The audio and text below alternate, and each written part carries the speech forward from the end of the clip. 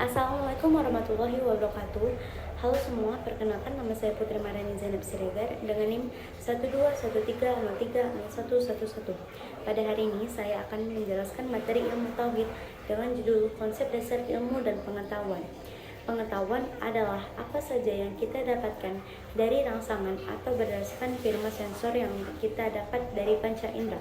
Sedangkan ilmu adalah pengetahuan yang lebih sistematis, dan ilmu memiliki tingkatan yang lebih teruji ketimbang pengetahuan. Karena untuk menempuh tingkatan sebuah pengetahuan untuk menjadi ilmu itu sangat panjang. Ada pengujian-pengujian yang harus dilakukan dan ada tahapan-tahapan yang harus dipenuhi. Pengetahuan belum tentu termasuk ilmu, sedangkan ilmu sudah pasti pengetahuan. Pengetahuan itu sangat dasar. Ilmu itu jelas dia memiliki metode, memiliki pendapat untuk mengetahui suatu pengetahuan. Kategorisasi pengetahuan dapat dikatakan ilmu perlu melakukan 3 hal. 1. Epistemologi atau metode atau pendapatan sebuah ilmu. Pengetahuan atau ilmu tersebut memiliki metode dalam mempelajarinya. 2. Ontologi mengenai definisi atau arti sebuah ilmu. Sebuah pengetahuan ilmu tersebut dapat dibagi atau diaplikasikan ketika tidak dapat didefinisikan, dia akan buta. 3. Aksiologi, manfaat atau kegunaan dari ilmu itu sendiri. Kegunaan daripada kedua ilmu ketika tidak memiliki manfaat atau derajat sebuah ilmu, dia cukup menjadi pengetahuan saja. Ilmu itu harus dapat didefinisikan, jelas tujuannya, apa manfaatnya. Jika tujuan tidak jelas, otomatis dia tidak bisa didefinisikan dan tidak memiliki arti apapun, dan itu hanya cukup disebut pengetahuan saja. Materi yang kedua ialah tauhid. Tauhid ialah keyakinan tentang satu atau esanya Allah. Secara terminologi, tauhid merupakan bentuk masdar dari fi'il wahada yuwahidu, yang artinya menjadikan sesuatu satu saja. Sedangkan ilmu tauhid ialah segala pikiran dan teori yang argumentasinya mengarah kepada kesimpulan bahwa Tuhan itu satu. Objek ilmu tauhid ada 3. Yang pertama, tauhid ilahiyah atau ketuhanan, membahas masalah ketuhanan. Yang kedua, tauhid nubuwah atau kenabian, membahas masalah kenabian.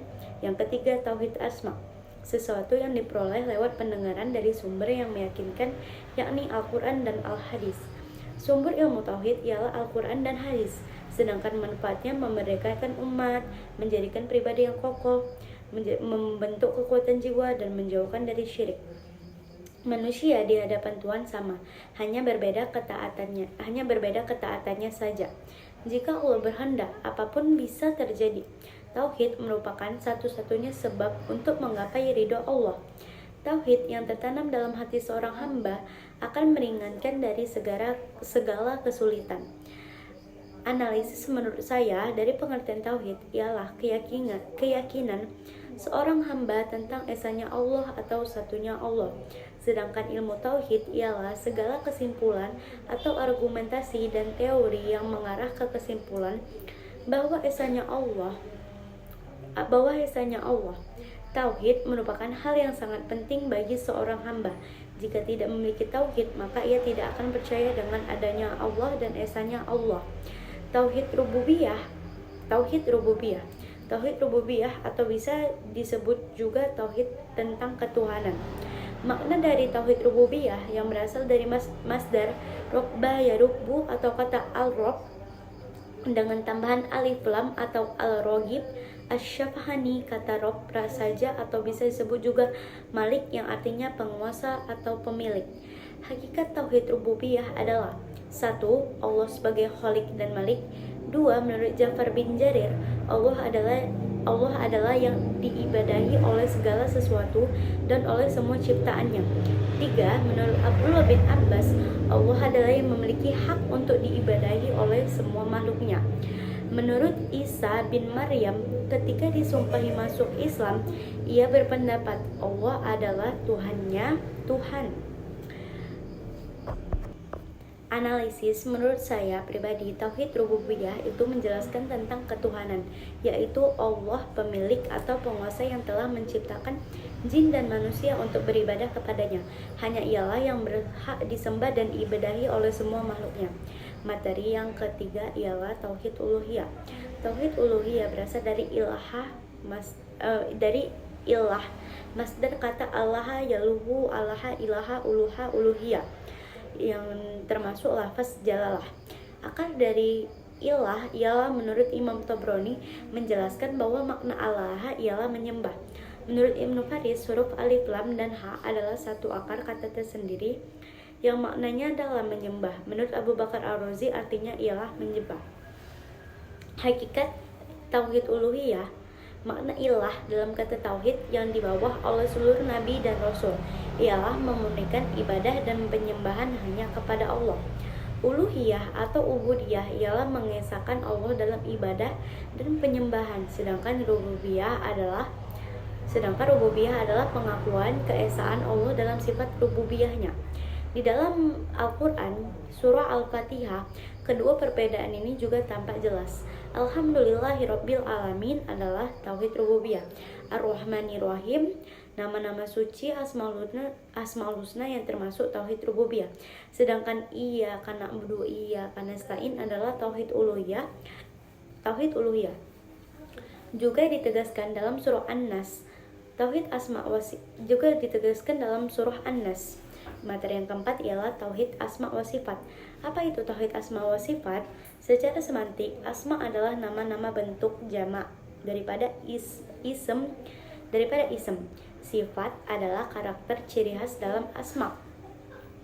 Yang termasuk dalam kategori tauhid asma wa sifat, kita mengenal konteks Asmaul Husna, nama-nama yang baik yang wajib disematkan kepada Allah Ta'ala.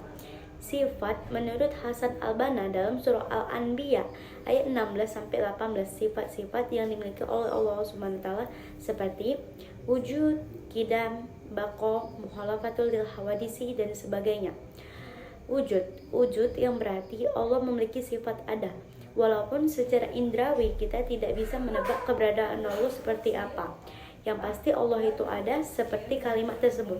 Allah itu ada sebelum kalimat ada itu ada.